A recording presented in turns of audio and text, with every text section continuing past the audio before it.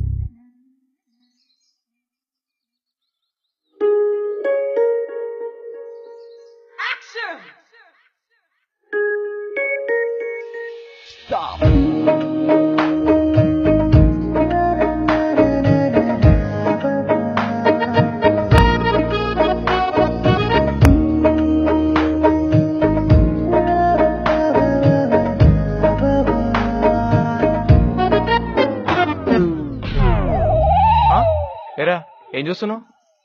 ప్రపంచంలో వేరే అమ్మాయి దొరకలేదారా నీకు? అరే, ప్రతి ఒక్కరికి నా గర్ల్ ఫ్రెండ్ కావాల్సి వచ్చింది.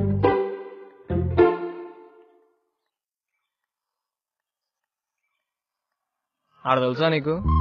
రే ఆపో ఇంకా. ఏమో, ఆడు కూడా రవిగాడిలాగా బాగా క్లోజ్ ఫ్రెండ్ అనుకున్నా. పాపాత్ముడికి పసిపాప పాల డబ్బాలో పాలు కూడా పచ్చగానే కనిపిస్తాయిరా. అంటాదే అంటాం. నాతో ఫోటో అంటే కిలోమీటర్ దూరంలో నిలబడతా. అదే ఆ రవిగాంతో ఫోటో అయితే మిల్లీమీటర్ డిస్టెన్స్ లేవు. వాడికి ఫీవర్ అంటే ఫ్రెష్ ఫ్రూట్స్ తీసుకొని వాడింటికి పరిగెడతావు. అదే నాకు టైఫాయిడ్ అన్నా కూడా టేక్ కేర్ అని మెసేజ్ పెడతావా? నాతో కాఫీ డేలో కాఫీ తాగడం మాత్రం ఎవరన్నా చూస్తారంట. ఆ పేవర్స్ గాడితో బరిస్టాలో బర్గర్లు మాత్రం బయట కూర్చొని మరీ తింటావు.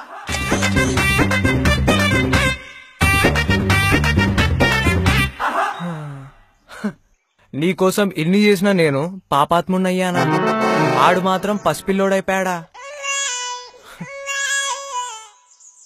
కస్టమర్ కేర్ కి కాల్ చేస్తే నీకంటే తొందరగా ఆన్సర్ చేస్తాడే. అయినా నాకు తెలియక అడుగుతాను, ఆ ఎదవ సందకేం పనిపాటు ఉంటుందా?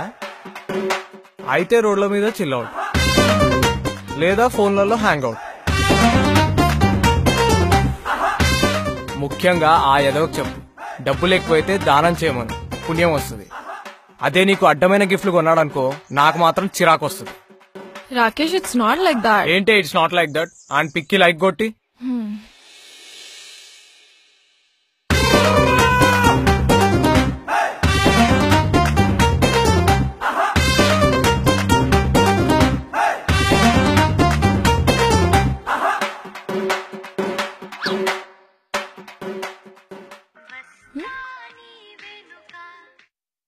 హలో. ఎందుకే వాడు పిక్కి లైక్ కొట్టావు?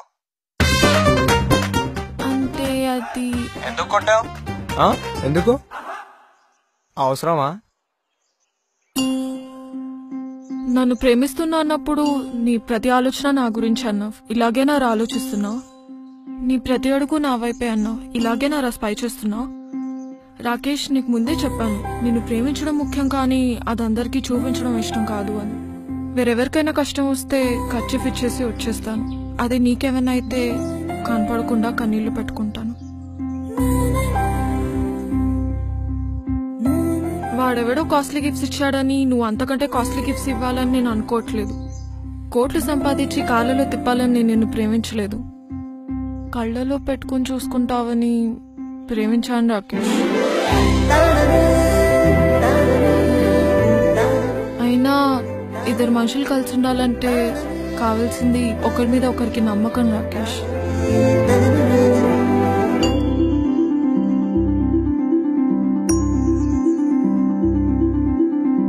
ఒక అబ్బాయికి బాగా తాగే అలవాటు ఉందని తెలిసి కూడా ఒక అమ్మాయి ఎందుకు ప్రేమిస్తుంది అంటే ఆ అబ్బాయితో అలవాటు మానిపించగలనన్న నమ్మకంతోనేగా.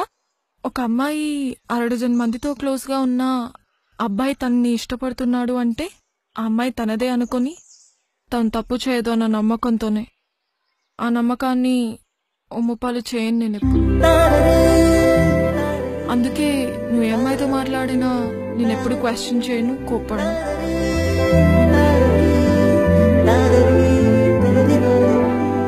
ఎందుకంటే ఒకరిని మనస్ఫూర్తిగా ఇష్టపడితే ఆ ఇష్టం జీవితాంతం ఉంటుంది.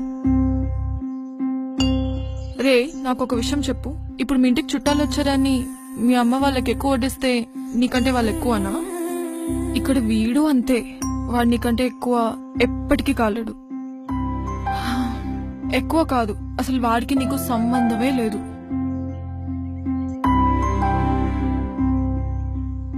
చూడ్రా, నువ్వు అడిగావని అలగను, ఆరాధిస్తున్నావని అరవను, ఆలోచిస్తాను. ఆవేశంలో అన్నావని అర్థం చేసుకుంటాను, ఆలోచించి రియలైజ్ అవుతావని ఆశిస్తాను.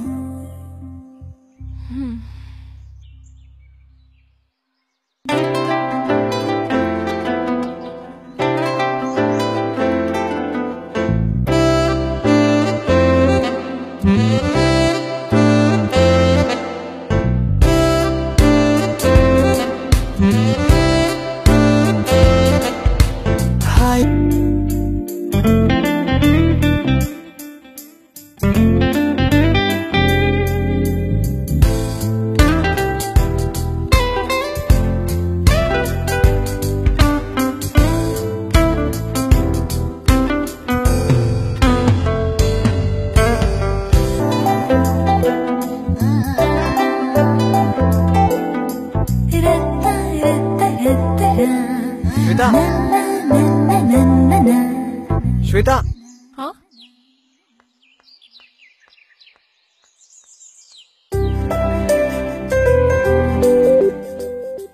మా అమ్మ చిన్నప్పుడు నన్ను కొట్టిందని పగ పెంచుకుంటానా చెప్పు? ఇది అంతే, నీ మీద నాకెప్పుడూ కోపం రాదు. ఎందుకంటే నేను మామూలు అమ్మాయిలా కాకుండా మా అమ్మలా ప్రేమించాను. నువ్వు అందరికంటే నన్నే ఎక్కువ ప్రేమగా చూసుకోవాలని చిన్న ఆశ, అంతే. తన కోసం 11 ఏళ్లుగా అరణ్యవాసం చేసిన సీతను రాముడు అగ్నిప్రవేశం చేయించాడట. అలాగని సీట్సే రాకపోయిందా చెప్పు? నేను ఆఫ్టర్ ఆల్ రాకేష్ గారినే. అలాంటి నాకు నా శ్వేతే నా సీత. అప్పుడు ఆ మాత్రం పొజిషన్ ఉండదా చెప్పు? ఆ రవిగాడు మన స్టోరీలో రావణాసురుడు అనుకున్నా. అదే సైడ్ క్యారెక్టర్ అని తెలిస్తే నేను మాత్రం సీరియస్ గా ఎందుకు తీసుకుంటాను చెప్పు? ఇంకోసారి రవిగాడు కాదు, రావణాసుడితో హ్యాంగ్ అవుట్కి వెళ్ళినా నేను అస్సలు పట్టించుకోను.